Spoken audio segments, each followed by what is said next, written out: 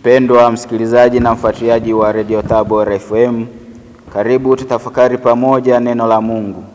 Ikiwa leo Jumatano tarehe 24 mwezi Juni mwaka wa Bwana 2026, kanisa linaadhimisha sherehe ya kuzaliwa Mtakatifu Yohane Mbatizaji. Somo la kwanza linatoka kitabu cha Isaya sura ya 49 aya ya kwanza hadi ya 6. Somo la pili katika kitabu cha Matendo ya Mitume sura ya 13 aya ya 22 hadi ya 26, na Injili takatifu Injili ya Luka sura ya kwanza aya ya 57 hadi ya 66 na aya ya 80. Karibu tusikilize Injili.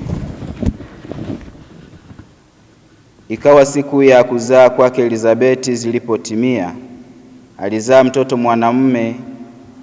Wakasikia jirani zake na jamaa zake ya kwamba Bwana amemwongezea rehema zake, wakafurahi pamoja naye. Ikawa siku ya 8 wakaja kumtahiri mtoto, wakataka kumpa jina la babaye Zakaria. Mamaye akasema, la sivyo, bali ataitwa Yohane. Wakamwambia, hapana mtu katika jamaa zako aitwaye jina hilo. Wakamwashiria babaye wajua atakavyo kumwita. Akataka kibao akaandika ya kwamba jina lake ni Yohane. Ukastaajabu wote. Papo hapo kinywa chake kikafunguliwa na ulimi wake pia, akaanza kunena akimsifu Mungu. Wakaingiwa na hofu wote waliokuwa wakikaa karibu nao. Na mambo hayo yote yakatangazwa katika nchi yote ya milima ya Uyahudi. Na wote walioasikia wakayaweka moyoni mwao wakisema, mtoto huyu atakuwa wa namna gani? Kwa sababu mkono wa Bwana ulikuwa pamoja naye. Yule mtoto akakua, akaongezeka rohoni, akakaa majangwani hata siku ya kutokea kwake kwa Israeli. Neno la Bwana. Sifa kwako, e Kristo. Kama tulivyosikia katika Injili hivi punde, Mtakatifu Yohane Mbatizaji alizaliwa na wazazi Zakaria na Elizabeti katika siku zao za uzee. Kwa kutukuza kuzaliwa kwake Yohane Mbatizaji, yaani yule aliyepiga mbiu ya ujio wa Masia, kanisa pia linatukuza ujio wa mkombozi. Katika Palestina, kuzaa mtoto wa kiume ilikuwa tukio la furaha kubwa katika familia na jamii yote. Pale wakati wa kujifungua ulipowadia, ndugu na majirani walikusanyika karibu na nyumba, kama tulivyosikia katika aya ya 58.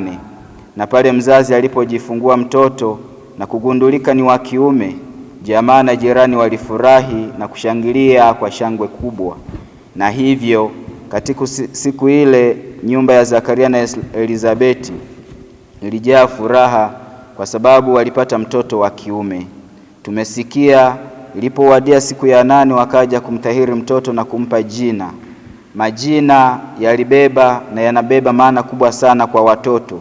Yalibeba maana ya kimazingira wanayozaliwa, kama ilivyokuwa kwa Esau na Yakobo. Kitabu cha Mwanzo sura ya 25 aya ya 25 hadi ya 26. Mara kadhaa majina yanamwelezea mtoto alivyo, hasa kwa rangi yake, kama ilivyokuwa kwa Labani, maana yake mweupe. Na pia mara kadhaa watoto walipewa majina ya wazazi wao, na wengine walipewa majina kuonyesha ama kudhihirisha furaha ya wazazi, na majina mengine yalikuwa dhihirisho la imani ya wazazi. Kwa mfano Elia, maana yake Yehova ni Mungu wangu. Hivyo majirani na ndugu walistaajabu kwamba mtoto ataitwa Yohane, maana hapana mtu katika jamaa zake Elizabeti aitwaye jina hilo. Na katika aya ya 60 tumesikia mama yake Elizabeti anawaambia majirani na jamaa zake kuwa la sivyo, bali ataitwa Yohane. Na katika aya ya 63 baba yake analetewa kibao na kuandika jina la mtoto, naye akaandika jina lake Yohane.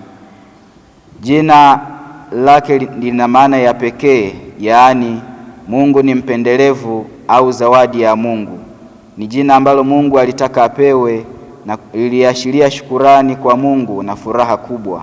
Katika aya ya 66 ya Injili tuliyosikiliza, majirani na jamaa wanasemezana na kuuliza swali, mtoto huyu atakuwa ni wa namna gani? Kila mtoto ana chaguzi na uwezekano wa kuwa nini na nani katika maisha. Kuna mwalimu wa Kirumi, kila alipoingia darasani aliwainamia wanafunzi wake, na alipoulizwa kwa nini alifanya vile kwa vijana wadogo, alijibu, kwa sababu huwezi ukajua ni nini au nani hawa vijana baadaye watakuwa. Uwezekano wa nani Yohane atakuwa ulikuwa umeandaliwa tayari na Mwenyezi Mungu, kama somo la pili lilivyodokeza kazi na utume wa Yohane Mbatizaji, ikiwa kama mtangulizi na mjumbe wa Kristo. Yohane Mbatizaji alikuwa kweli mtu mkubwa katika historia ya wokovu. Alitumwa na Mwenyezi Mungu kuwa shuhuda wa nuru ili watu wasitembee gizani.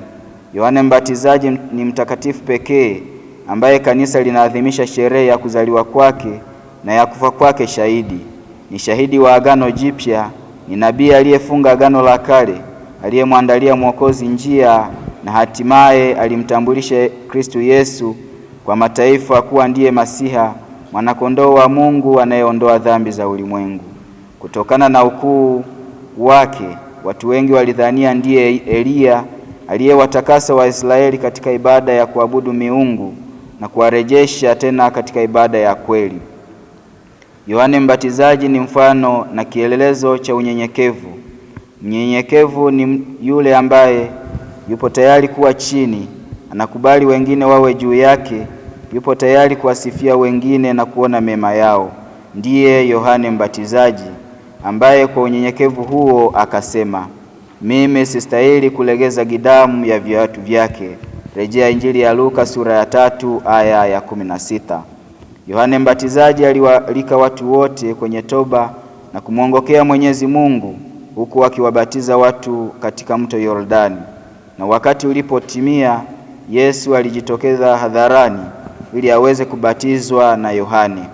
Na alipokwisha kubatizwa, Roho Mtakatifu akamshukia Yesu Kristo, na mara sauti kutoka mbinguni ikasikika ikisema, huyu ni mwanangu mpendwa wangu, msikieni yeye. Ishara na tukio ambalo Yohane Mbatizaji alikuwa akilisubiria. Katika sherehe hii ya kuzaliwa Yohane Mbatizaji, ni mwaliko kwetu sote kwamba katika maisha yetu ni miito yetu mbalimbali tulioitiwa na Mwenyezi Mungu, tunapaswa kuwa mashuhuda wa hayo maisha tulioitiwa, ikiwa ni kumtambulisha Yesu Kristo, mwana kondoo wa Mungu, aliye kiini cha habari njema inayopaswa kutangazwa kwa imani thabiti, utii, unyenyekevu na udugu, na kwa nguvu ya Roho Mtakatifu anayeendelea kulitegemeza kanisa kwa nyakati mbalimbali za maisha na utume wake. Mtakatifu Yohane Mbatizaji, utuombee. Tafakari hii imeandaliwa nami Frateli Pius Katambi wa Jimbo Katoliki Shinyanga, ninayesoma masomo ya teolojia mwaka wa pili, Seminari Kuu ya Kipalapala, Jimbo Katoliki Tabora. Tumsifu Yesu Kristo.